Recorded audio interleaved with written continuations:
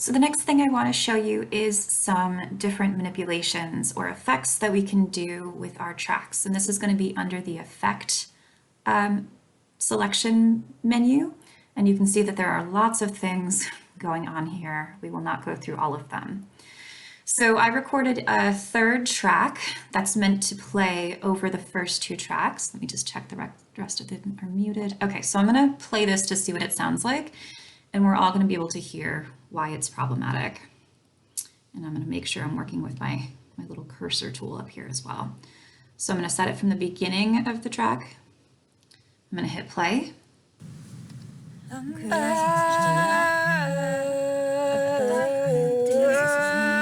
So you can hear that this track is a little bit too loud. You can also see from the way the sound patterns show us that it's a little bit too loud. It's definitely louder than these other two tracks. And so I can change this. I can both diminish sound and I can amplify sound. So again, with this cursor tool here, I'm going to highlight the entire track is one option. Another thing I can do is just in the lower left-hand corner of the track box itself is I can hit select, and that's going to select the entire track. Then I'm going to go into the Effect menu, and maybe counterintuitively, I'm going to click on Amplify.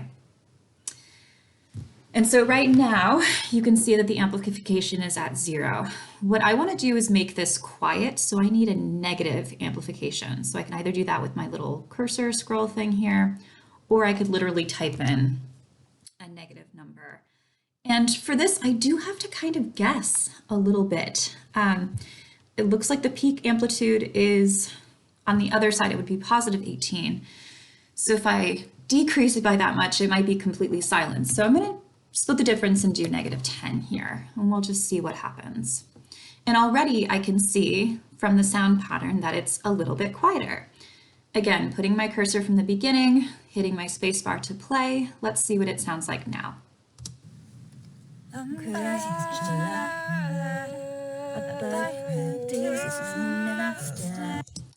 So that's still a little bit too loud for me. I don't want this to be kind of the statement in what's happening in this piece, especially because I have some other tracks that are going to do some other things. And so I'm actually going to decrease the amplification on this one more time. I'm going to try -5 this time just to see what happens. And again, go back to the beginning, hit the spacebar to play.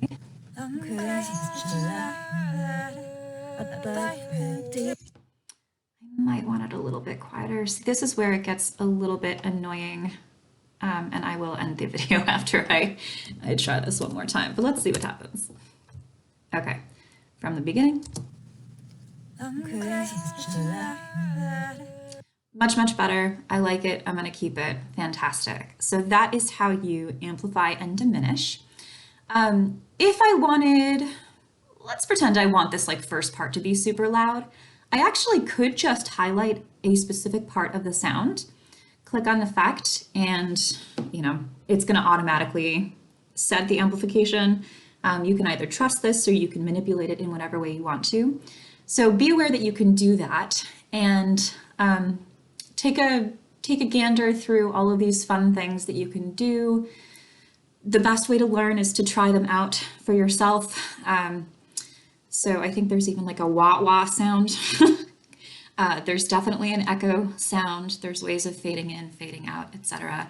So these are fun tools that you can use, but you certainly have to play with them.